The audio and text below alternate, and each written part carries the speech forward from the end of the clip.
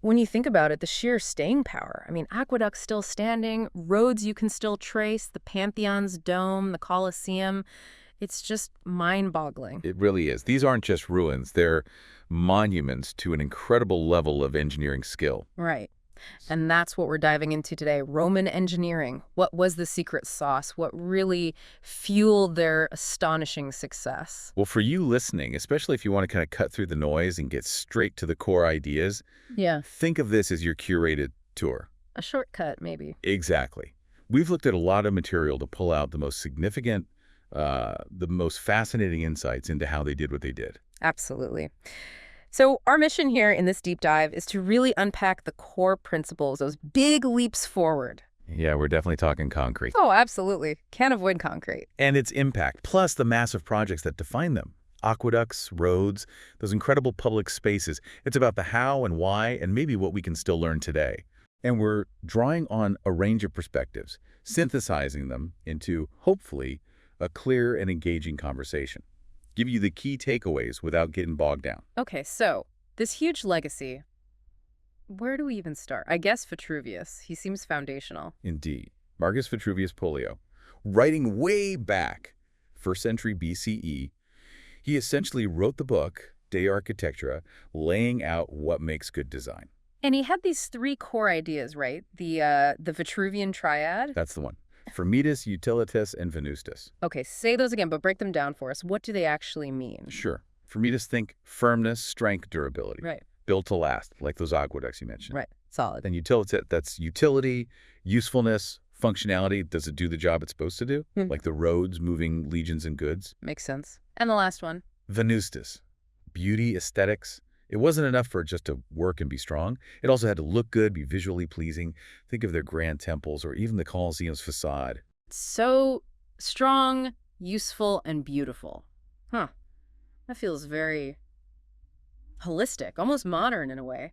What's the lesson there for us beyond just history? Well, what's fascinating is that this approach, which Vitruvius championed and seemed to fit Augustus's imperial vision, set a standard that still echoes in design today, doesn't it? I think so. Firmitas gives you long-term value, utilitas makes it relevant, venustas appeals to that human need for beauty and order. It suggests, that the best creations balance all three. That makes a lot of sense. Okay, so you mentioned utilitas, usefulness, and public benefit. A huge chunk of Roman engineering seems aimed squarely at that public works. Absolutely. That principle of utilitas was a massive driver. They had this strong idea of res publicae in usu publico, public things for public use. So engineering for the common good? Very much so.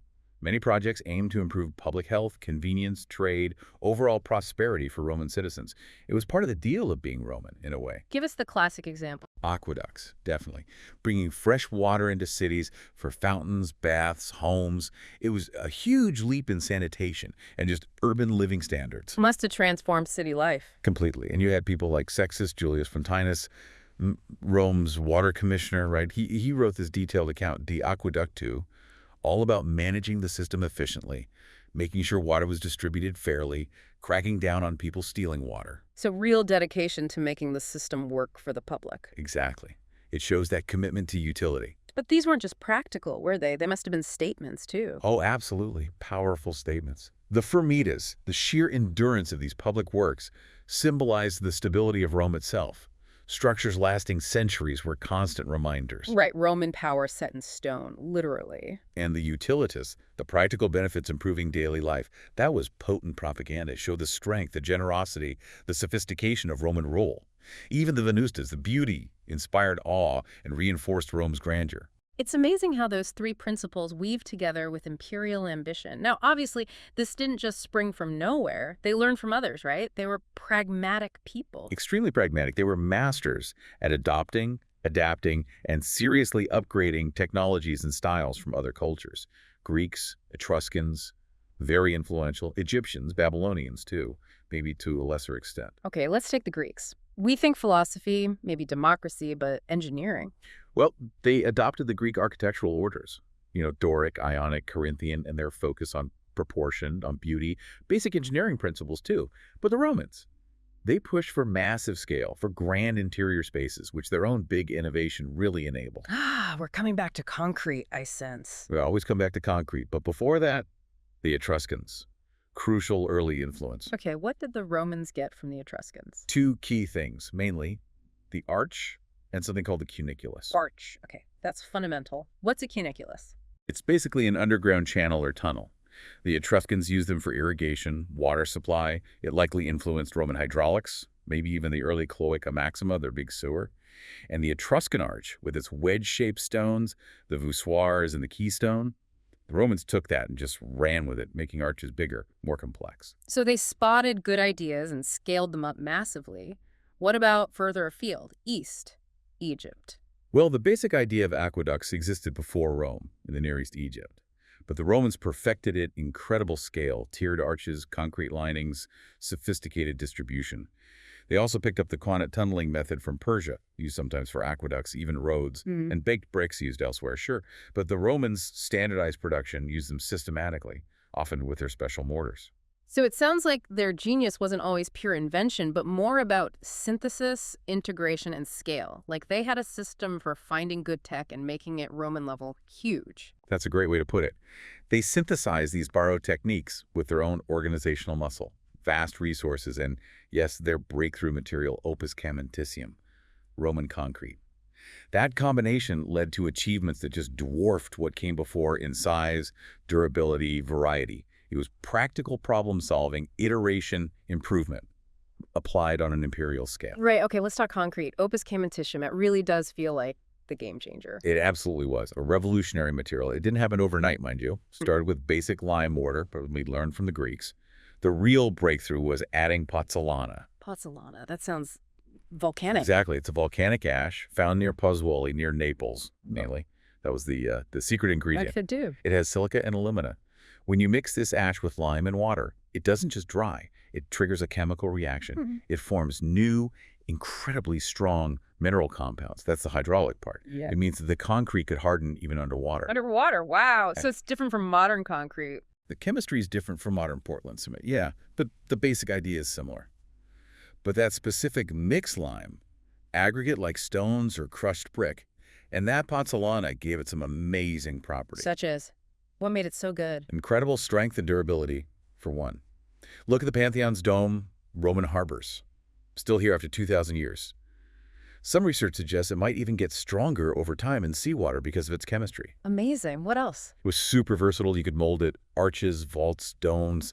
Complex shapes became much easier than carving stone. And generally it was cheaper. Cheaper than quarrying and carving huge stones, I bet. Right. Less labor-intensive in that way. Plus, it sped up construction. Pozzolanic mortars cured relatively quickly, and those hydraulic properties were obviously key for anything underwater. It was even pretty fire-resistant compared to wood. So how did it actually change what they built and how they built it? Fundamentally. For walls, they could do things like opus implectum, basically a concrete core faced with stone or brick. Much faster. For structures, arches, vaults, domes became monolithic, stronger, capable of huge spans, the Pantheon again. In infrastructure, aqueducts, bridges, roads, ports, concrete was essential. Augustus supposedly said he found Rome a city of brick and left it one of marble. But it was really concrete underneath. Pretty much. Concrete, often faced with marble or stone. It was the structural revolution. You mentioned environmental aspects, too. Anything we can learn there? Yeah. Interestingly, making Roman concrete using that natural volcanic ash likely had lower CO2 emissions than modern Portland cement production. And it wasn't just the material, it was a system technology. It drove innovation in formwork and facing materials and varying the aggregate for different needs. Lighter stuff higher up in domes, for example. So the material itself pushed other technologies forward. Exactly. And finding and controlling the sources of pozzolana, transporting it, that became strategically important. Yeah. Ultimately, concrete's versatility helped spread Roman architectural styles across the empire. It made building Roman easier everywhere. Okay, so concrete is the bedrock, literally. Now let's dive into one of its huge applications, managing water. Aqueducts. Probably the most iconic Roman engineering feat for many people. Definitely up there. These vast systems bringing enormous amounts of fresh water into cities. For drinking, baths, fountains, flushing sewers. They were practical necessities, but also, as we said, huge symbols of Roman power and sophistication. The engineering must have been incredible, moving water sometimes for miles, keeping it flowing. How did they manage that? The key was gravity. which meant they needed incredibly precise, gentle, consistent downward slopes over huge distances. That sounds hard. It required exceptional surveying. They used tools like the courbates, which was a long level, and the dioptra for angles. The gradient could be tiny. The Pontigard, for instance, drops only about 1 centimeter every 180 meters or so. Wow. That's precision. And the channels themselves, often underground tunnels lined with stone, maybe concrete, covered with arches. When they had to cross valleys, that's when you get those spectacular bridges, the multi-tiered arches, maintaining the slope. Stone, concrete, and waterproof linings, sometimes using crushed terracotta to stop leaks. What about innovations? Anything beyond just channels and bridges? Oh yeah. They had sedimentation tanks, castella, to let silt settle out, purifying the water and controlling supply, complex distribution networks within cities using lead pipes. And sometimes, though less common, they used inverted siphons pipes going down one side of a deep valley and up the other, using water pressure where building a bridge wasn't practical. So intricate. And who kept all this running? You mentioned Frontinus. Right. Figures like Frontinus were crucial. His book details the administration, the maintenance crews cleaning channels and fixing masonry, the flow rates, the laws against tapping in illegally. It was a serious operation. And these weren't just in Rome itself. No way. Aqueducts were exported everywhere as part of being Roman. Think of Segovia in Spain, the Pont du Gard in France, bringing Roman water, Roman standards to the provinces, a demonstration of power and benefit. Okay, so bringing water in. What about getting waste out? The Cloaca Maxima. The Great Sewer, yes. One of the world's earliest large-scale sanitation systems. Started as an open drain, but eventually became this huge vaulted stone sewer, the main drain for Rome, emptying to the Tiber. How huge are we talking? Pretty massive. Some writers claimed a hay wagon could drive through parts of it, and the constant flow from the aqueducts helped flush it out. A major improvement for city hygiene, I imagine. Definitely. It significantly improved urban sanitation. But, important caveat, it just dumped untreated sewage straight into the river. So, advanced for its time, yes, but also created river pollution. Still, the idea was copied across the empire. Right. Progress, but with consequences. Now, the water wasn't just for drinking and flushing. Roman baths, the thermae. Huge social hubs, right? Absolutely central to Roman life. Hygiene, yes, but also socializing, exercise, business sometimes. And the engineering, especially the heating, was clever. The hypocaust system. Hypocaust. Okay, how did that work? Sounds complex. It was basically underfloor heating. Hmm. A furnace, the prefernium, heated air which then circulated through a space under a raised floor. The floor was supported on little pillars, pilae. Hot air flowed between them, heating the floor above. So heat came from below. Right. And they often had clay pipes, tubuli, in the walls too, letting hot air rise and heat the walls. Smoke went out through flues. It provided this lovely radiant heat in the warm rooms, the caldarium, the tepidarium. Vitruvius even wrote about orienting baths to maximize solar gain. Smart. And they must have used a ton of water. Enormous amounts. Yeah. Supplied by the aqueducts, obviously. Complex plumbing for hot, warm, cold pools, plus drainage. And again, concrete was key for creating those large vaulted spaces typical of the big imperial baths. It really shows an integrated system, doesn't it? Supply, use, disposal, all engineered to support the sophisticated urban lifestyle. Precisely. That systemic thinking about water was crucial for supporting those large populations. Okay, so they mastered water. But an empire needs connections. Roads. Let's talk about the famous Roman roads. Ah, yes. The network that held it all together. Hundreds of thousands of kilometers, reaching every corner of the empire. Primarily strategic design for rapid military deployment. Straight lines, right? Over hills and everything. Often, yes. They aimed for the most direct route, reflecting that military priority. But they were also vital for trade, for the imperial post, for administration. And they were famously durable. What was the secret? How were they actually built? They were serious constructions, multi-layered. You'd start by digging down and leveling the ground, the gremium, then a foundation of large flat stones, the stadamen. Okay, solid base. Then a layer of smaller stones, rubble, gravel, often mixed with mortar, that's the rudus or ruta ratio. On top of that, the nucleus, a layer of fine gravel or sand, maybe with lime, compacted down. So layer upon layer. Exactly. And finally, the paving surface, the pavimentum. Often large, tightly fitted polygonal blocks of hard stone, especially for major roads, or sometimes just gravel. Critically, the surface was cambered higher in the middle, so rain ran off into side ditches. Materials varied locally, but that layered structure was key. Built to last, indeed. You can still walk on some stretches. You really can. And they put a milestones, milliarea, every Roman mile. Telling you the distance, sure, but also often naming the emperor who built or repaired the road.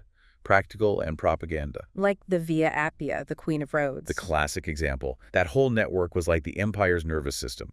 Information, troops, goods, culture. It all flowed along those roads. But roads hit rivers, so bridges? Roman bridges are also legendary for lasting. What made them so good? Mastery of the arch again. The stone semicircular arch was their workhorse. They really understood how the wedge-shaped voussoirs transfer the load outwards and down to the pier. And they improved on it. Yes. Sometimes they used flatter segmental arches. These could span further with less material and allowed more water to flow underneath during floods.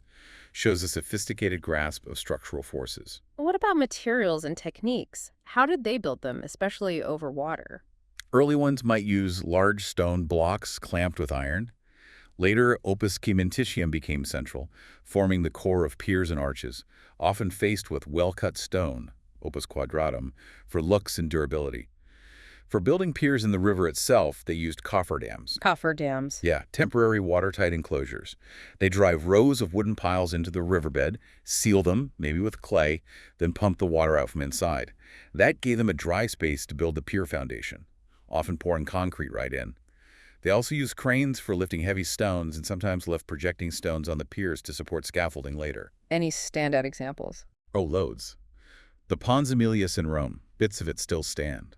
The Alcantara Bridge in Spain is incredible, massive voussoirs. Trajan's bridge over the Danube, designed by Apollodorus of Damascus, was legendary, though mostly gone now. Even Caesar's temporary wooden bridge over the Rhine, built super fast, shows their capability. These weren't just crossings. They were symbols of Roman power over nature, connecting the empire. And if going over wasn't an option, they went through tunnels. Right, for aqueducts, roads, drainage. If a mountain was in the way, they'd tunnel.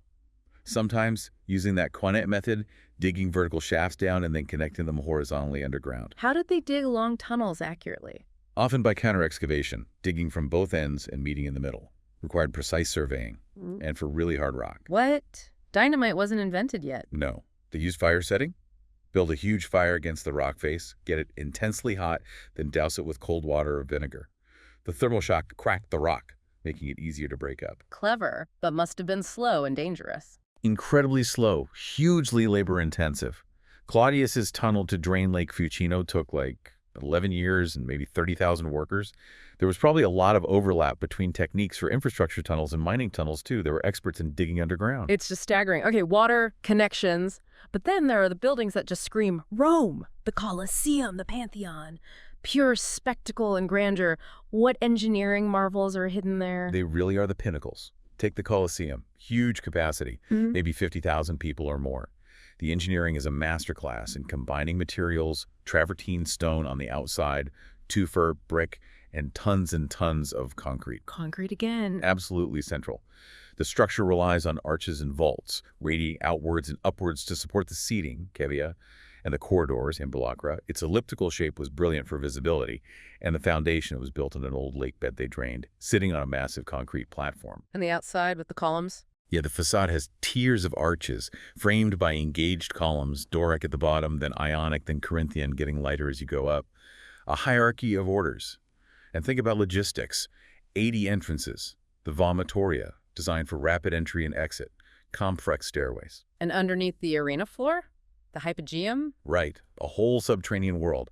Tunnels, chambers, holding pens for animals, elevators and trapdoors to bring performers and scenery up onto the arena floor. Very sophisticated stage machinery. And didn't they have an awning? Yes. The velarium. A massive retractable awning, likely made of canvas, manipulated by sailors using ropes and pulleys providing shade. The whole thing was built relatively quickly, too, which points to incredible organization, probably multiple firms working, maybe using captured labor after the Jewish revolt. Just phenomenal. And the Pantheon, that dome, it feels almost impossible even now. It's a masterpiece, especially that huge, unreinforced concrete dome, still one of the largest ever built. You have the traditional column portico in front, very Greek. And then, bam, this giant rotunda. Exactly. A huge circular drum supporting this perfect hemisphere of a dome. The only light source is the oculus, that big opening at the top. Which must reduce the weight a bit, too. It does. And so do the coffers, those recessed panels on the inside of the dome. There are 5 rings of 28 coffers. They lighten the load significantly and look beautiful. But the real genius is in the concrete mix itself. How so? They varied the aggregate. Heavier stuff like travertine and tufa rubble low down in the dome's base. Then lighter materials like pumice stone and crushed pottery higher up towards the oculus. The dome also gets thinner as it rises. It's an incredibly sophisticated understanding of materials and structural forces, allowing them to create this vast open interior space without internal supports. Mind-blowing. Okay, beyond the blockbusters, what about more workaday buildings? Basilicas, they were important civic centers, right? It's very important. Multifunctional buildings in the forum. Law courts, business deals, administration, public meetings. Typically rectangular with a big central nave, aisles on the sides separated by columns, and usually an apse at one end with the magistrate's tribunal. What about the engineering there? Early ones often had timber roofs, which could still span quite wide spaces using trusses. But later, especially the big imperial ones like the Basilica of Maxentius and Constantine, that one used massive concrete groin vaults to cover the huge nave. A major innovation. These basilicas were built everywhere and became the model for early Christian churches. Old St. Peter's in Rome, for example, had huge timber roof spans. And the biggest venue of all, the Circus Maximus, chariot racing. The oldest and largest entertainment venue in Rome. Immense. Capacity estimates vary wildly, but maybe 150,000, even more. Think about the engineering just to create that space. What were the key features? A long, long oval track. The central barrier, the spina decorated with obelisks, statues, lap counters, turning posts, the meta at each end. The starting gates, the carceres, initially wooden stands, but rebuilt over time in stone, faced with marble. They even had channels to irrigate the track, keep the dust down. The scale is just hard to comprehend. It is. Draining the valley it sat in, building those tiered stands. Massive earthworks and construction. These public venues, amphitheaters, temples, basilicas, circuses, they shaped Roman society, reinforced hierarchies. The engineering focused on crowd control, visibility, the sheer scale of spectacle. Concrete enabled the ambition, and you see that interplay, plus the show control stuff, like the Colosseum's hypogeum and velarium, or the circus's irrigation. Incredible ingenuity, all serving a function and spectacle. Now, we've talked cities' entertainment infrastructure, but Rome was built on military power. How crucial was engineering to the legions? Absolutely fundamental. Roman military success and engineering were deeply intertwined. Think permanent fortifications, the Hadrian's Wall, the Limes Germanicus. These weren't just walls. They were complex zones with roads, forts, signal towers. And the forts themselves? They evolved. Castella got thicker walls, projecting towers for better defensive angles. And on offense, siegecraft. They were masters. Siege engines. Oh, yeah. Ballistas like giant crossbows, onagri catapults throwing big stones, battering rams, Ares, siege towers, often improving on Greek designs, making them more powerful or mobile. And tactics. Building siege lines, circumvallation around the enemy city, contravallation facing outwards against relief forces, mining under walls, countermining against enemy tunnels, even diverting rivers or cutting water supplies, hydraulic engineering as a weapon. And the famous marching camps? A hallmark. The standardized castra, built every night on the march, always the same rectangular layout, ditches, ramparts, gates. Incredible efficiency and discipline. The army itself, with its engineers, architecti, and standardized practices, was a huge force for spreading engineering know-how across the empire as legions moved and veterans settled. And what about sea power? Mare Nostrum, our sea. Did engineering play a role there? Hugely important. Controlling the Mediterranean needed advanced port engineering, especially since good natural harbors aren't everywhere, so they built massive artificial ones. Like where? Caesarea Maritima in Judea is a prime example. Herod the Great built it using massive wooden boxes, caissons, floated into position, sunk, and filled with that hydraulic concrete to create breakwaters in deep water. They even adapted Phoenician techniques, using channels to flesh out silt. Any others? Portus, the main imperial harbor for Rome itself near Ostia. Started by Claudius, expanded by Trajan. Huge basins, lighthouses, a massive strategic undertaking, essential for grain supply, trade, military deployment. These ports were critical nodes in their network of power. And naval tech itself. Early on, things like the Corvus, that boarding bridge they used against Carthage, and developing warships like quinqueremes, it was all part of projecting power. And just like on land, there was this dynamic between offensive tech siege engines and defensive tech better fortifications, constantly driving innovation. It's clear that behind all this incredible work were skilled people. Who were the Roman engineers and architects? What do we know about them? Well, the term architectus often covered both roles, architect and engineer. Vitruvius, as we said, stressed the need for a broad education, practical skills, theory, maths, history, even philosophy. So highly educated professionals. Some were, certainly. Yeah. Figures like Vitruvius, Frontinus, Apollodorus of Damascus, who designed Trajan's Forum and a bridge, they had status, imperial patronage. But the sheer scale of Roman building suggests many more practical experts existed, maybe master builders, military engineers, surveyors who might not have had that high status or broad education, but were absolutely crucial. Architects probably covered a wide spectrum. What tools did they rely on to achieve that precision we talked about? Key surveying tools were the groma for right angles and straight lines, the chorobates, that long water level, and the dioptra for more complex angle measurements. For heavy lifting, various cranes, machinae tractori, often powered by human treadmills like the polyspastos. We also see evidence for lifting tongs that gripped stone blocks. And how did they organize the actual construction? It must have been a massive logistical challenge. Immense, huge planning required. You had a diverse workforce, skilled artisans, masons, carpenters, engineers, foremen, and vast numbers of unskilled laborers. Including slaves. Widespread use of slave labor, absolutely, especially in quarries, mines, heavy hauling. Soldiers were also frequently used, especially for military projects like roads and forts. Division of labor was key. Some jobs, like slaking lime for mortar, were dangerous. And getting the materials there. A huge factor. Sourcing stone, timber, sand, pozzolana, transporting it. Water transport was much cheaper than land, so sites near rivers or the sea had an advantage. They often produced lime near the quarries to reduce transport weight. Site management must have been complex. It's very careful scheduling, especially for materials like mortar that had to be used quickly. But their efficient organization, combined with things like pozzolanic concrete, allowed for impressive construction speed sometimes. That ability to manage resources and labor on a massive scale, that was almost a technology in itself. A soft technology, perhaps. A kind of logistical mastery. Exactly. Without that ability to manage complexity at scale, even the best designs and materials couldn't have been realized across the empire. But we should also remember Yes. that this grandeur was built on a highly stratified system, often involving dangerous work and exploitation, particularly of slaves and the poor.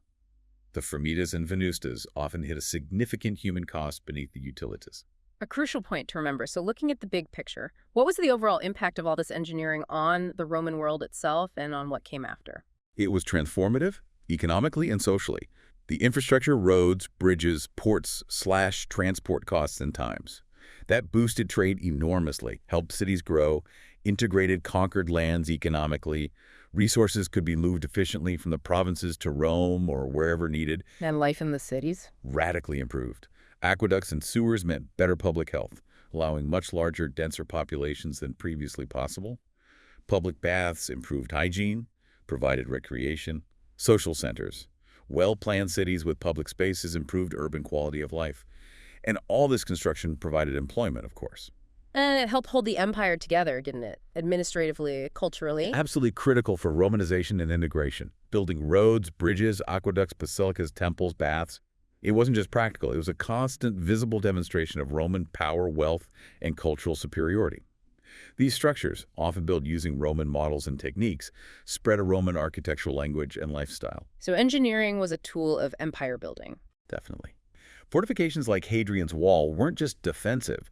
They were symbols of Roman order, defining the border, facilitating control and administration, and also fostering interaction and cultural exchange right at the edge.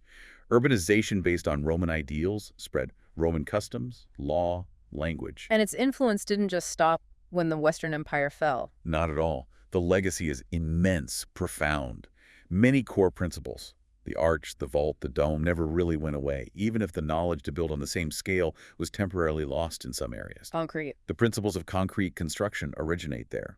Romanesque architecture adapted Roman barrel vaults. Gothic architecture evolved from that with rib vaults and pointed arches. Then, during the Renaissance... They looked back deliberately. Yes, a conscious rediscovery and emulation. Brunelleschi, studying the Pantheon dome to build Florence Cathedral's dome. Alberti reviving Vitruvian principles. Neoclassicism later drew heavily on Roman forms, and many actual Roman structures, roads, aqueducts, bridges remained in use for centuries or formed the foundations for later infrastructure. The influence is just embedded in Western architecture and engineering. Well, this has been fascinating, an incredible journey through Roman ingenuity. It's just staggering to think about the scale and the lasting impact. It really is. So to quickly recap the big takeaways, those Vitruvian principles of strength, utility, beauty, The absolute revolution that was Roman concrete, their mastery of water aqueducts, sewers, baths, the infrastructure that connected and controlled an empire, roads, bridges, ports, and the sheer grandeur of their public buildings and monuments. It definitely leaves you thinking that Roman dedication to practical innovation, to large-scale implementation, Hmm. and their understanding, sometimes perhaps implicitly, of the human and environmental impact, both good and bad. There are lessons there for us today, aren't there? I think so. It makes you wonder what modern empires, technological, economic, digital, are being built through engineering today. And what are their foundational principles? What will their legacy be? That is a thought-provoking question to lead things on, and we really encourage you, if this has sparked your interest, to dig deeper, look into the sources, find out more about specific projects, and if you ever get the chance, Go see them. definitely, standing inside the Pantheon or walking on a Roman road. There's nothing quite like it to connect you to this extraordinary past.